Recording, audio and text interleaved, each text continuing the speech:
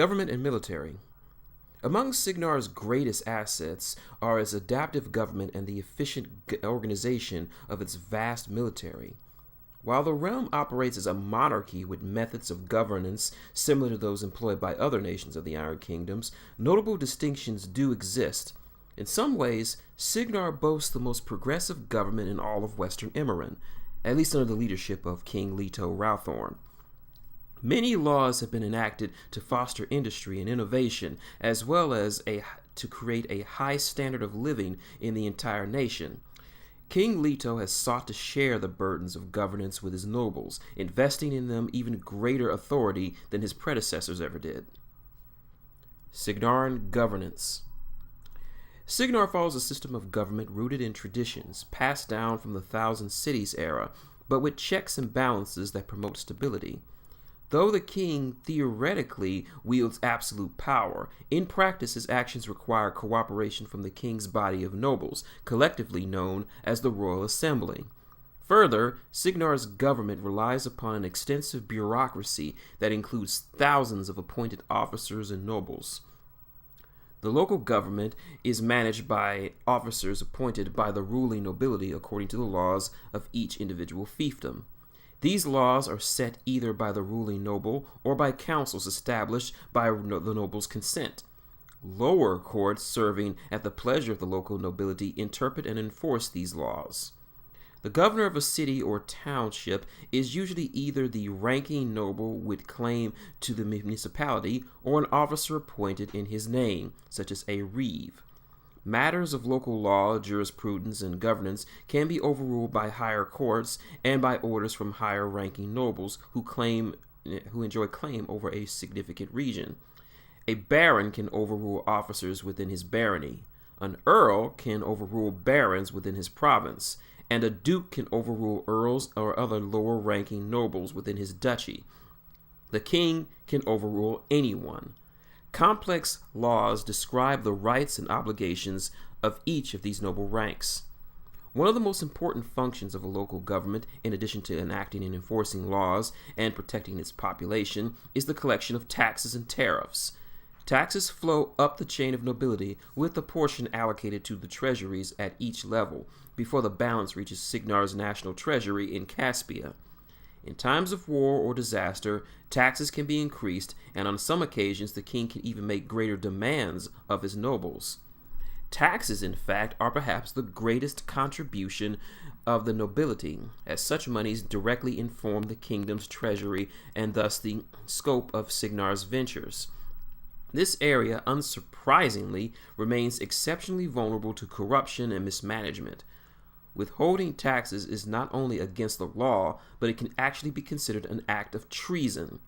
Nevertheless, small adjustments and omissions are common and difficult to detect or prove. Lord Treasurer Lars Crumley oversees the kingdom's treasury and hundreds of taxes from tax collectors and clerks on his staff, each of whom strives to ensure accurate payments and persistent records. When required, these agents can arrange for the arrest of individuals suspected of tax evasion, a charge that not even the nobles themselves can ignore. Addendum. King Leto Rowthorn. King Leto is regarded as a wise and just king, judged a better ruler than his elder brother in all respects, except for decisiveness and conviction. Duty and honor are his key principles.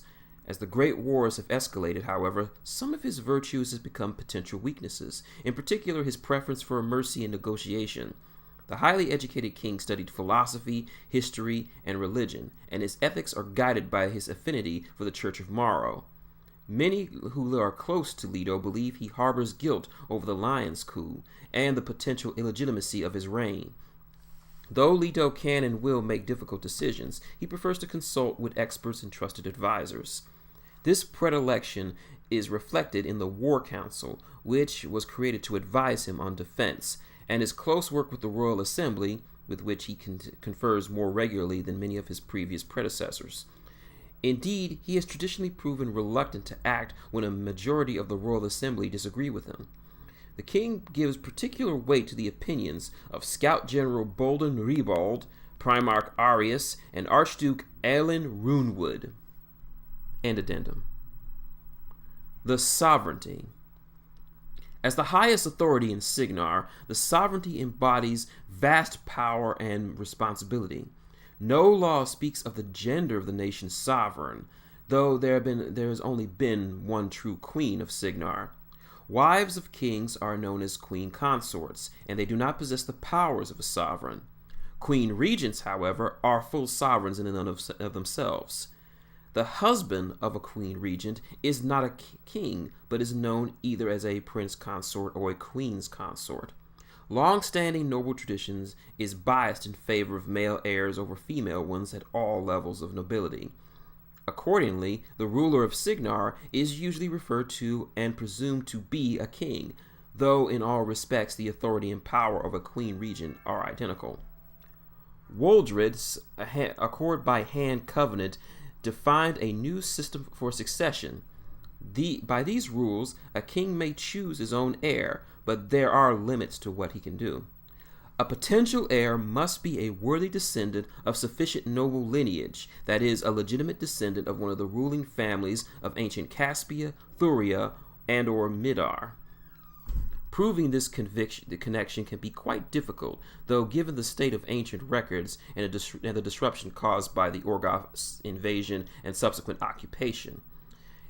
Inevitably, complications and concessions to the qualifier have arisen. Benevic II, for example, was born illegitimately, but recognized by a vote by the Royal Assembly.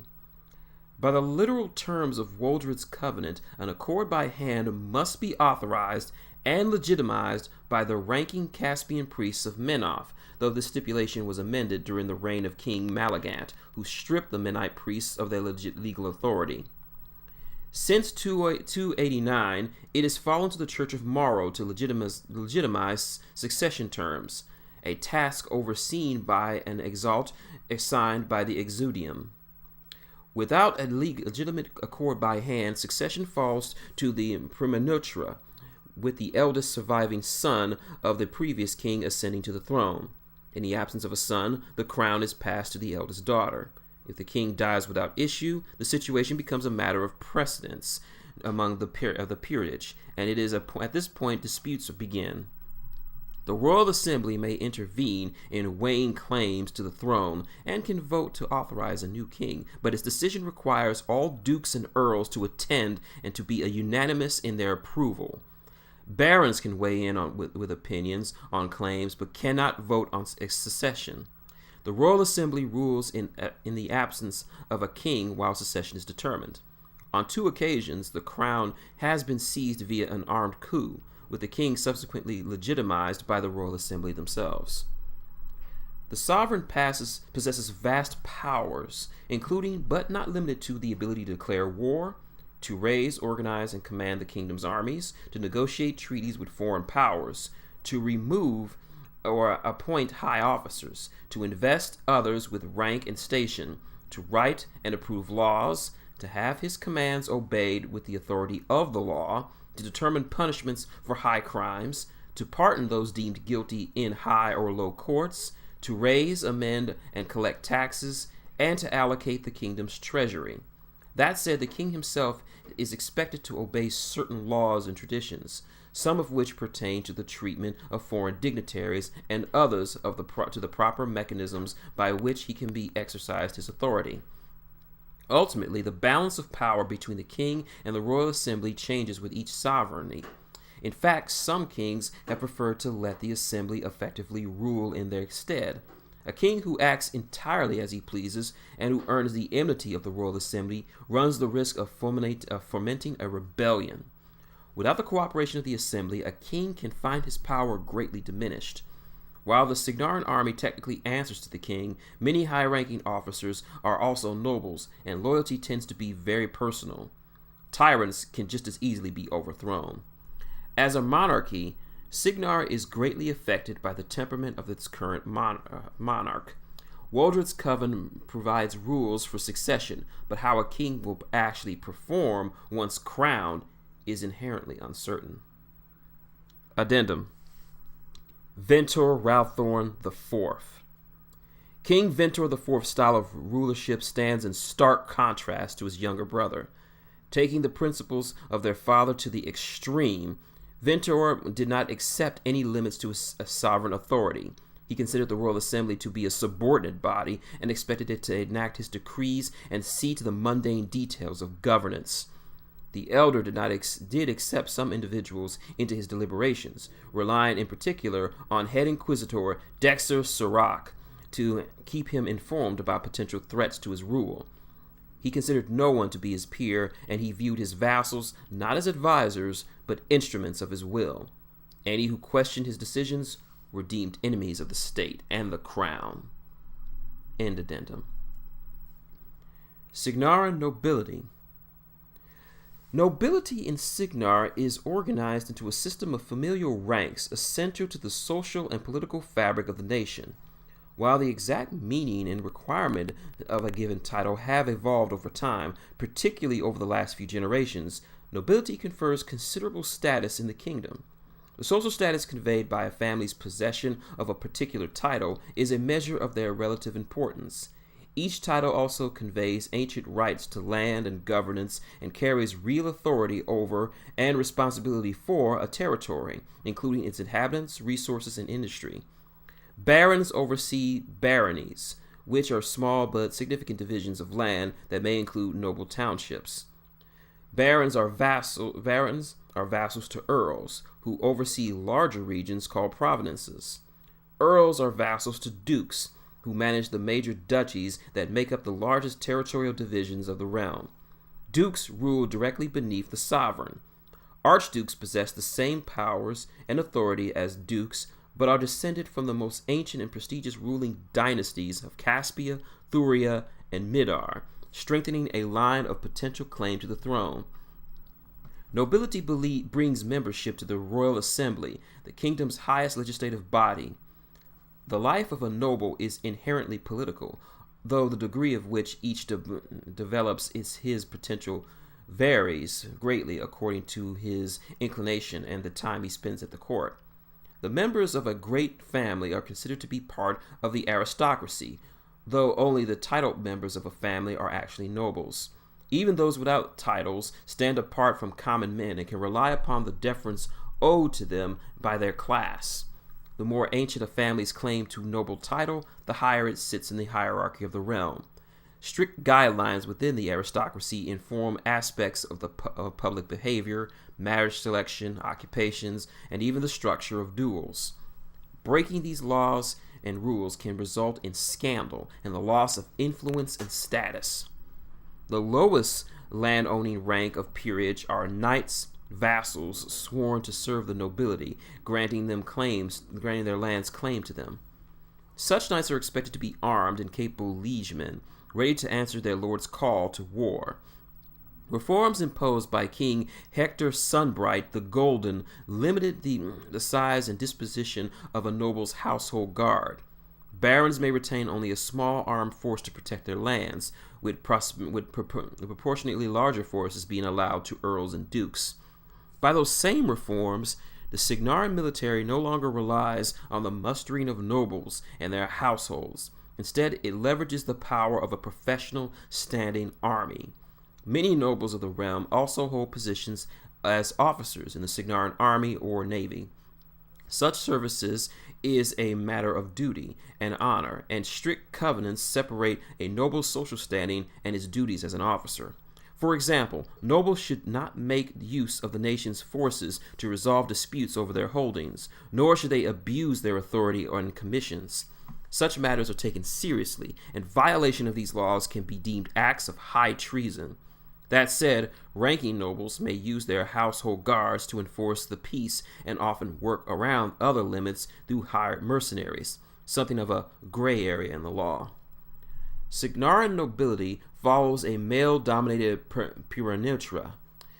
Most of the noble lines of Cygnar are either extensions of ancient dynasties or more recent creations based on personal merit and service to the crown. Others have brought their titles directly from the crown itself. Such practices cause unrest among the aristocracy, who believe they devalue Cygnar's peerage system. Addendum. Knightly Order of Cygnar. In addition to those knights serving in the nobility, there are a variety of knightly orders operating within Cygnar, some sponsored by the state and others by the Church of Morrow.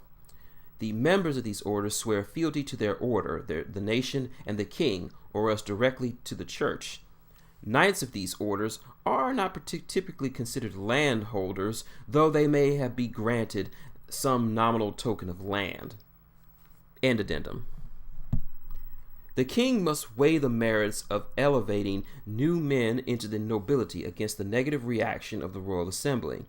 King Leto, in particular, has shown a strong preference for rewarding skill and service, an inclination that has not endeared him to many. The social stature does not always correspond to political power or the value of land. Some of Leto's new men enjoy substantial appointments, most notably Duke Durgan of the Norfolk Forest, a Moradane of previously inferior familial standing.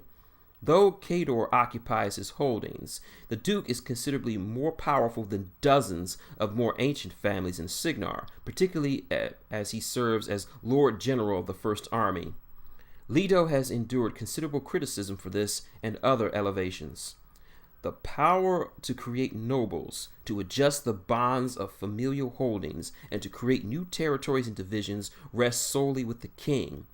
Since dividing the Midlands into 4 separate duchies, Leto has employed the Royal Assembly to debate all further territorial divisions and noble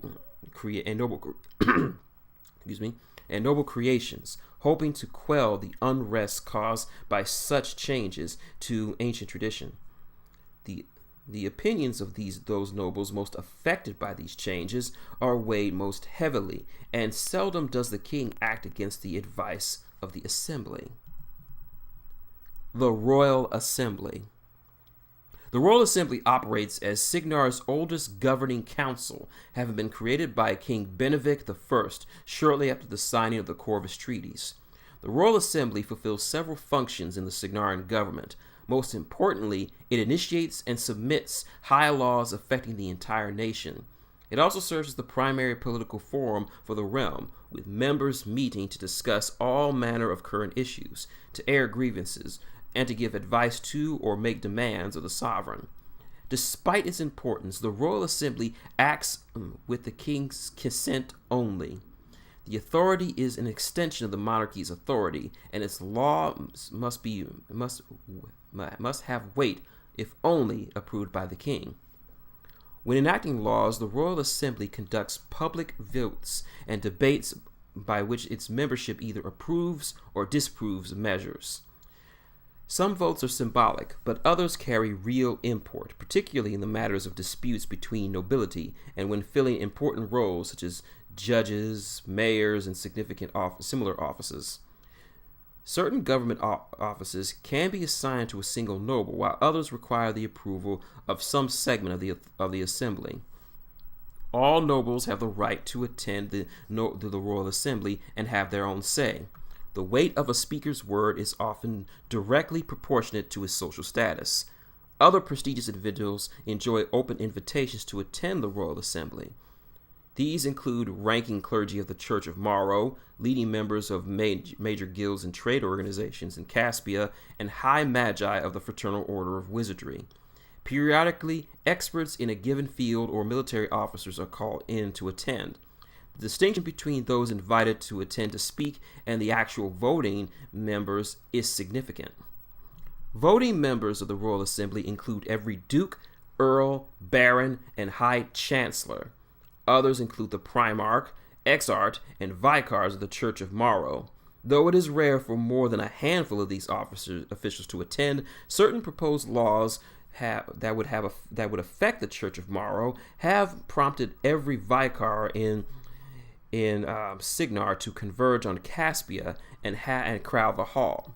Each voting member casts a single vote only, but higher-ranking nobles can create voting blocks using dedicated vassals, a tactic that creates an incentive to create new baronies. In addition to the attendees themselves, learned retainers act as experts in Cygnaran law on behalf of their respective nobles. The act of voting itself, makes up only a small portion of the assembly's time, with far more time spent on debates and speeches, some impassioned and subject to riotous interjections. Fights are known to break out on the assembly floor, though the royal guard stands ready to enforce the peace. Clerks in the service of the crown attend all meetings and compile daily notes for the king, which he uses to determine which laws he wishes to approve. It is not uncommon for the assembly to try to hide a controversial law amid a flurry of trivial ones. The attending body of the royal assembly continually changes, as most measures upon which it votes do not dispute or stipulate a required attendance. Most matters brought before the assembly are handled by those present when the measures are introduced. Through laws of procedure requiring votes, notifications can be posted in advance. Frequently, only a fraction of eligible voters attend. Nobles living closest to Caspia enjoy a distinct advantage in voting for their interests because they can attend more regularly without compromising their duties. Indeed, several high-ranking nobles have a negligible impact on the realm of politics in the capital due to sparse attendance. The Royal Assembly can theoretically meet daily, as there is generally at least some business on any given day that involves the minority of its membership. Larger and more significant meetings and votes take place on a more monthly basis, or they can be ordered by the king or dukes in the quick resolution of specific matters. Internal politics. Cygnar is not a nation of one mind, particularly in the years of costly and difficult wars have dragged on and the realm has endured invasion and the loss of vital lands. Indeed, many internal factions and divisions pursue their individual agendas. The largest ones are to be described as such. The King's Men. Many of Cygnar's nobles and citizens are devoted to King Leto. The King's Men believe Leto's intelligence, character, ideals are vital to protecting the kingdom. Furthermore, they believe that under a different leader, the nation might have collapsed or spiraled more deeply into tyranny. This faction includes many higher-ranking members of the Church of Morrow, most notably Primarch Arius and Exarch Sebastian Durgal. It also includes Archduke Runewood of the Eastern Midlands, Archduke Sparthol III of Caspia, Duke Durgan of the North Forest, Earl Golan of Shield Point, members of Leto's War Council, and many higher-ranking officers of the 1st, 2nd, and 3rd Armies. Though a nominal member of this group, Duke Ebenhard of the North Midlands trains most of his attention on thwarting threats to his duchy. This lack of focus signifies a broader problem with most of Leo's military supporters. They are too busy with their own duties to attend the assembly, which means they rarely vote. The Loyalists. Loyalists present themselves as honest opponents of the king and his policies, all while hiding their treasonous plans to return Winter IV to power. This growing faction is the strongest in northern Cygnar, the region most affected by the wars and recent Trollkin uprising. The Loyalists see King Leto as ineffectual and weak. Leaders include Archduke Lattimore of the Southern Midlands and Archduke Derigal of Thuria, as well as many other of their subordinate vassals, senior officers of the Fourth Army, and a few supporters elsewhere. Loyalist ringleaders maintain infrequent contact with Ventor through his vassal Saxon Auric, a wanted criminal and ex-Cygnaran military officer. Friends of the League. These individuals care less about who rules the kingdom and more about wealth, in particular about extending the interests of the Mercurian League. The Friends of the League find the major wars troublesome. King Leto has been helpful to the League by furthering commerce and industry in general, but any rival offering a swift end to the wars would be supported. This group believes too much of the treasury is spent on the military and too little on establishing colonies and new trade routes. Members of this faction lobby for laws or initiatives that would improve navigation, shipping, trade, and exploration. All the senior officers of the Mercurian League belong to this faction. Within the royal assembly, the Friends' interests are represented by Duke Waldron Gately of Southport. Other nobles sympathetic to their cause include Archduke Sparholm III, who could benefit from the League's discoveries of the value of the navy. Addendum. Other interested parties. Though the Royal Assembly exists primarily to pass laws and to enact the will of the king, it also makes arrangements for more vital interests to many third parties. The Church of Morrow, the Fraternal Order of Wizardry, the Macarian League, the Caspian Rail, Stillwater Rail, and the Steam and Ironworks Union number among the groups who pay very close attention to the Assembly and its decisions. Given the nature of many of the clerks and other invited guests, it is also entirely likely that foreign powers maintain contacts or spies in and around the legislative body. The organization whose livelihoods depend on the Assembly's decision rarely enjoy voting privileges, but they can arrange for their interests to be safeguarded through association, bribery, and coercion.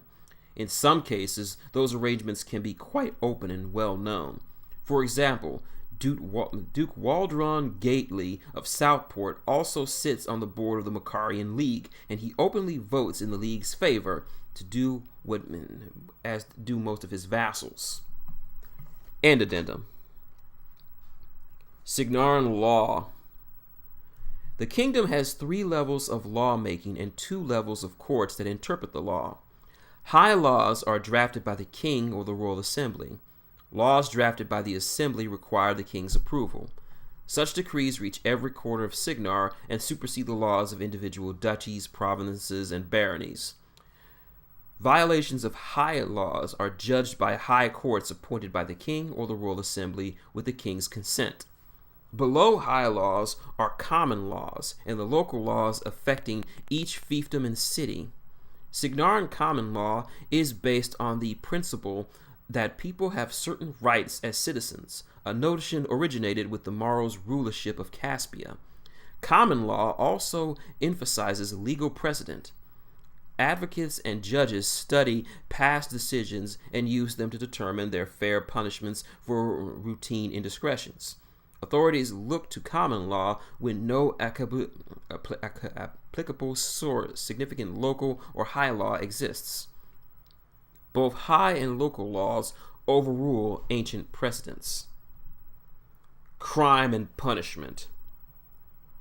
While there are exceptions, the local laws of Cygnar are remarkably consistent across the duchies and provinces, though their implementation can vary by region.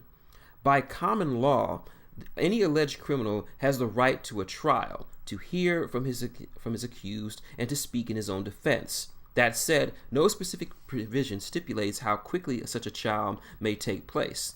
In fact, the absence of a strong advocate has occasionally been abused, resulting in lengthy incarcerations before trial and the application of harsh interrogation or even torture in order to secure a confession. Such occurrences were routine during the Inquisition of Ventur IV. King Leto has taken some steps to reduce this practice, but local laws remain vague and subject to the mercy of ruling nobles. Common criminals are typically incarcerated by local authorities, such as the City Watch, when they were caught red-handed. Because such local militias are often understaffed and overburdened, however, many crimes go uninvestigated. Further, many local officers lack the training to perform advanced inquiries. Only wealthy or influential victims wield enough clout to see that a crime is properly investigated. A Cygnaran who stands accused of a crime is brought to trial before a single judge, usually a magistrate who oversees the application of justice within a single district or quarter of a large city. In smaller communities, the judge may be a local noble, mayor, or alderman. This judge has the authority to determine guilt and pronounce a sentence. If the accused was arrested by the authorities, he is presumed guilty unless he can prove his innocence. If the accused was apprehended by fellow citizens, the judge weighs evidence provided by both sides. In most cases, the judge will not hear accusations made by commoners against members of the aristocracy, though they will relent in the case of public outcry. The noble families are not subject to the same laws as commoners, but instead are held to a different set of standards. Accusations against a noble or for a minor crime are usually dismissed. If the offense was deemed too serious to be overlooked, the noble can be remanded to a higher court qualified to rule on the matter. Conversely, the word of a noble or other person of high standing is usually sufficient to convict a lower station citizen without the need for even a brief trial. Nobles of a certain level have the power to pardon criminals deemed guilty or can overrule the punishments decided by a judge. Reform among local courts began with decrees made in the late 400s by King Gregor Malfast. Some of these edicts were briefly overturned during the reign of Winter the Elder, but were later restored by King Leto in a move that helped solidify his popularity amongst the common people. Punishments in Cygnar are relatively light compared to those of some of neighboring kingdoms. A person convicted of a minor crime like drunkenness or improper speech usually endure only a night in the stocks. More serious crimes like assault or burglary are punishable by flogging, the intensity and duration of which depends on the severity of the offense and the foibles of the sentencing magistrate. Counterfeiting, arson, tax evasion, and the like typically carry penalties of punishment for 10 years or more, or even life sentences at hard labor. All crimes may result in harsher penalties, up to and including execution if the person had been convicted of prior offenses or if there were extenuating circumstances. The most serious crimes in the nation include treason, piracy, and murder, all of which bear a penalty of death to be carried out in a manner commiserated to the type and severity of the crime. It is also worth noting that treason is somewhat a flexible definition, as lesser crimes can be deemed treasonous if perpetrated against the sovereignty. Though the most common method of execution is hanging, members of the aristocracy may be given the honor of beheading by sword. More painful and gruesome forms of execution exist, though they are rarely used in this modern era. Cygnar fiefdoms. Though Cygnar's laws are continually changing, the nation's citizens always enjoy certain freedoms and rights, many of which have been expanded upon by King Leto. For example, Cygnar does not limit religious freedom. Every citizen may follow whatever faith he chooses, so long as practicing does not violate other laws. Certain provisos, however, do prohibit active participation in a cult that intends to undermine the king or its governance. These exceptions allow for the persecution of some Thamorite or devourer cults deemed a threat to the common good. The law does not prohibit those beliefs outright, but instead forbids the congregation of its believers. Cygnar authorities use this distinction to justify recent imprisonments of Menites, who they accuse of colluding with a hostile foreign power, in this case the Protectorate of Menoth. Though worshipping Menoth is perfectly legal, aiding Protectorate soldiers or priests is considered an act of treason. Summarily, common law prevents the search and seizure of a citizen's goods or intrusion into their homes without just cause. This right quickly becomes blurred, however, in cases where authorities pursue a suspected criminal and encounter what they deem to be suspicious or dangerous behavior. In such instances, a judge will weigh the argument of each side, including the apparent character of the accused and the watchman. Those known to have committed past crimes usually do not fare well in such evaluations. Likewise, a watchman rarely prevails against the word of an aristocrat. No Cygnaran law presently prohibits the practice of magic, so long as the activity breaks no other rules or laws. This was not the case during the Inquisition, which birthed many vague laws that allowed for the incarceration of anyone thought to be practicing unapproved magic. Black magic, however, necromancy, infernalism, and mesmerism, is illegal. The Church of Morrow has special dispensation to investigate and deal with those suspected of being guilty of practicing black magic or belonging to certain dangerous cults. More often, charges against anarchists involve destruction of property or injuries resulting from reckless application of magic. Speech is not specifically protected by law in Cygnar, but the general policy of the nation, particularly under those of more benevolent kings, is to allow criticisms and debate. Such thinking dates back to the customs of both ancient Caspia and Thuria, where political discourse on policy was thought to be an essential part of oratory. Office officials do consider there to be a right place and time for debate, generally within the assembly halls of varying levels of government, where petitioners of nobles are encouraged to speak their grievances. Doing so generally leads to trouble if the speaker is thought to be encouraging lawlessness in the form of violence, theft, or sedition. This long-valued tradition was damaged during the reign of Ventura IV, who interpreted criticism as an act of sedition.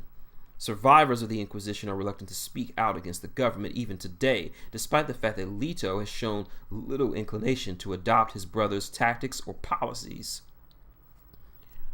Relations to the other kingdoms. Long motivated by interests in commerce and regional stability, Cygnar has historically enjoyed thriving trade both inside and outside of its borders. Recent wars and sharp lines of enmity, however, have complicated matters. In particular, Cygnar's geographical location and wealth of natural resources make it a target for would-be invaders. Though the last several years have not allowed for many in the way of diplomacy, King Leto nonetheless sends envoys and ambassadors to wherever they will find welcome. The Cricks. Because there's never been any diplomatic contact between Cygnar and Cricks, some Cygnarans find it difficult to acknowledge the collection of nightmarish horrors as a nation at all.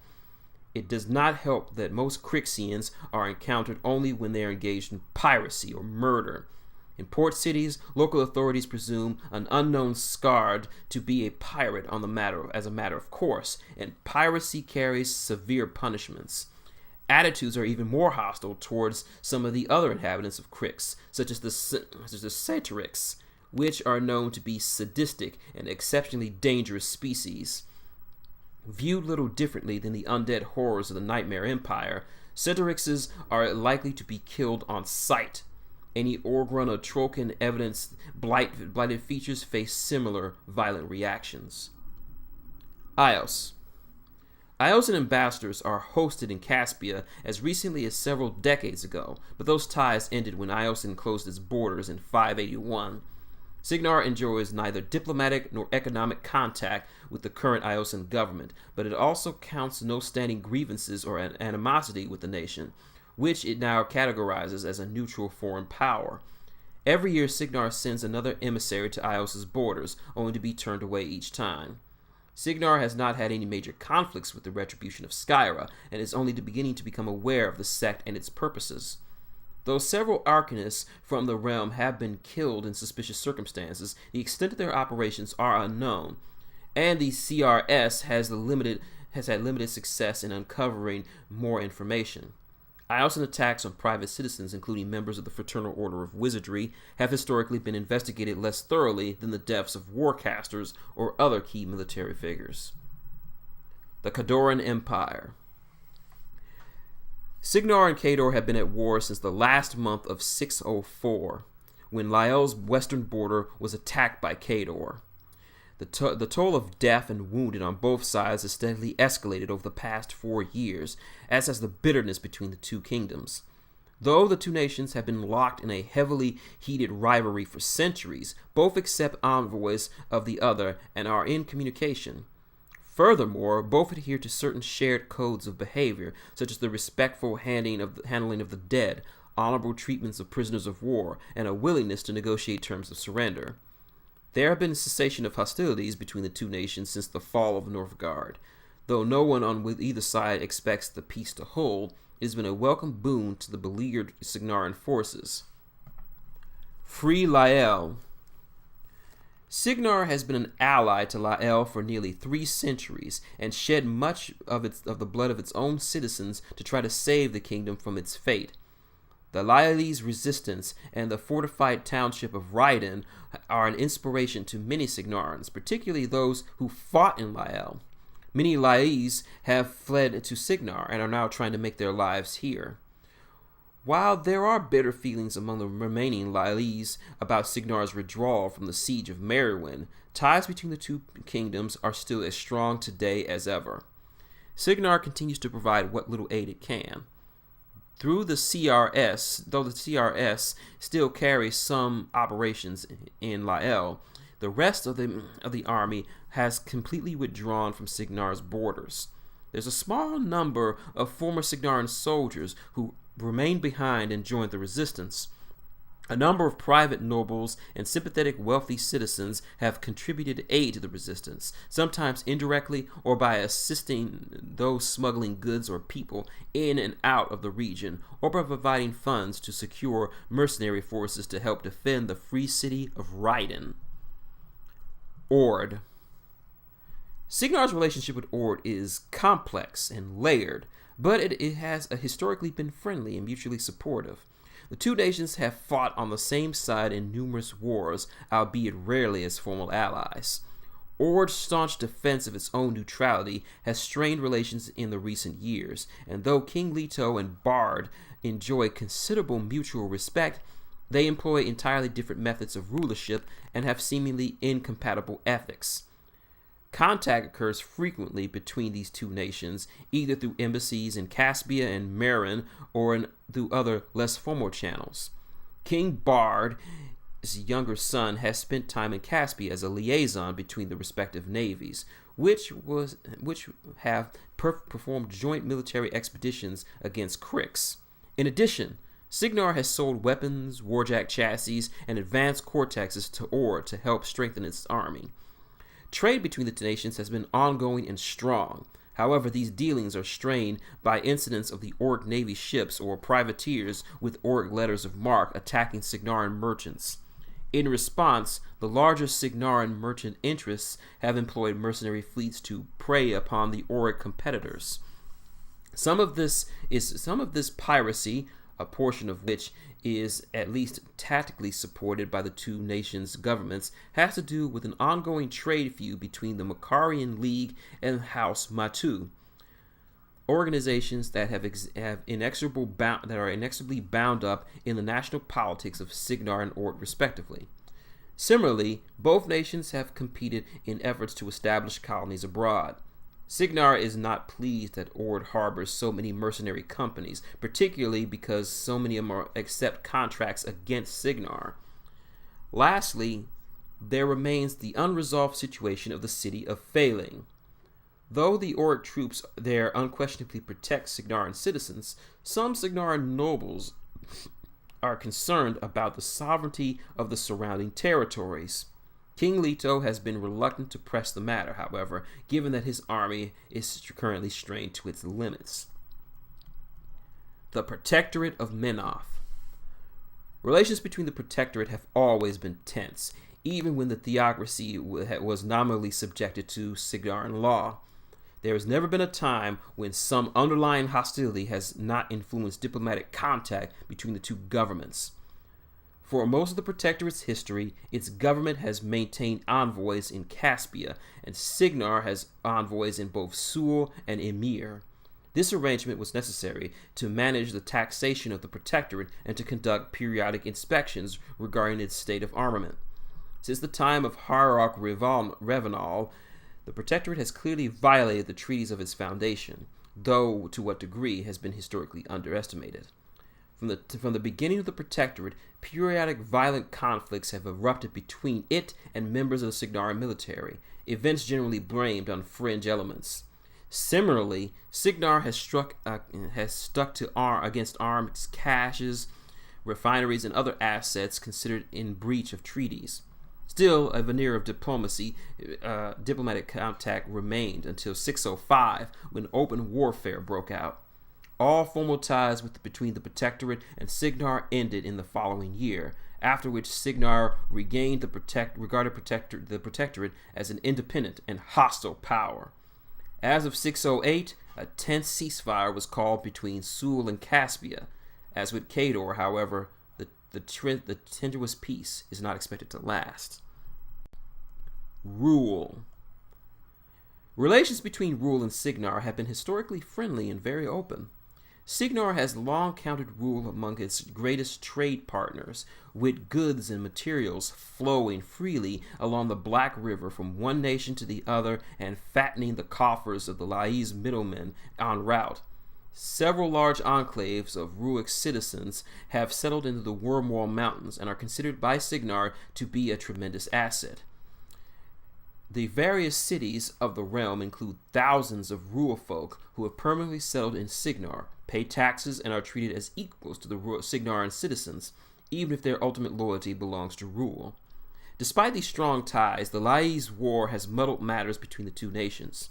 Choosing to remain neutral, Ruhr continues to conduct trade with Cygnar, a decision that has strained communications between King Leto and the Stone Lords. Trade has been made more considerably difficult by the Cadoran occupation of most of western Lyell, including control over the northern Black River. Though Ruick traders have demonstrated ingenuity in keeping trade lines open, added cost may have made mutual commerce with Ruhr less profitable than it once was. The Scorn Empire. As with Crix, all of Cygnar's contact with this enigmatic nation from eastern Immoren have been hostile. The Scorn are clearly an aggressive military power, intent on conquest. Finding Cygnar well defended, they have since withdrawn to the Bloodstone Marshes. CRS Rangers watch their activities closely, aware that they are fortifying and building in this region in a clear intent of stay. Very little communication has transpired between Cygnar and the Scorn, a fact partly due to the significant language barrier. In truth, however, the Scorn appear to be more interested in bloodshed than they have in any pretext of trade or diplomatic contact with the West. The United Kriels of the Trocan. While not recognized as a nation, the Trocan Kriels of Cygnar have recently organized into a cohesive alliance referred to as the United Kriels. Less a formal name and more of a description of an evolving confederation, the term United Kriels primarily refers to Trocan displaced from the Thornwood, as well as the previous insular Kriels of the Gnarls. Reports suggest that this alliance has recently made overtures to Kriels as far north as the Scarsfell Forest in Cador and as far south as the southern Wormwall and the Fen Marshes near Makir. Several violent clashes have flared between the Cygnaran army and well-armed bands of Trocan, though King Leto has thus far avoided escalating the situation. The king once enjoyed a friendly relationship with a prominent leader of the alliance, King Madrak Ironhide of the Thornwood. When Leto was a young army officer, he had an occasion to save Madrak's life. As part of the resulting mutual appreciation between the two, King Leto sent military aid and supplies to the Kriels after their ancestral homes were overrun with Crix. He even went so far as to promise lands to the Trocan, based on ancient friendships that stretch back to the days of Grindar, member of the Council of Ten, and signatory of the Corvus Treaties. Unfortunately, because of the Lais War, the intended lands were given by Leto's vassals to the Lais refugees instead. This broken promise created a rift that has led to violent uprisings in the North and Western Midlands, including Ironhide's seizure of a farming community called Krail Valley in 607. This region was violently reclaimed by the Fourth Army, which acted outside of the scope of King Leto's commands at the behest of angry nobles in the area. The present state of affairs between Cygnar and the United Kriels could be more characterized as tense, though the king has ordered his soldiers to engage only when required to defend Cygnaran citizens and lands. With so many Trocans displaced, well-armed, and seeking new homes, there may not be a simple solution to this problem.